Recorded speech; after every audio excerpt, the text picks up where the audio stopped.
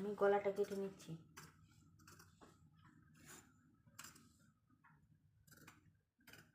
পাট কাটা হয়ে গেছে, আমি এখন হাতাটা কেটে নিব।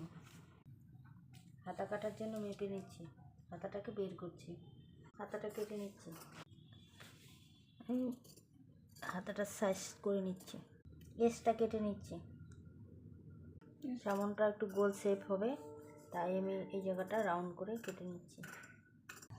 আমি বাটির উপরের শেপটা এখন কেটে নিচ্ছি। আমার লাইনিং সব রেডি হয়ে গেছে। আমি এখন এই কাপড়ের সঙ্গে কাপড়ের মধ্যে বসিয়ে বসিয়ে এগুলো সব কেটে নিই। এইভাবে লাইনিংগুলো বসিয়ে বসিয়ে আমি এক একটা পাট পাট করে কেটে নিচ্ছি।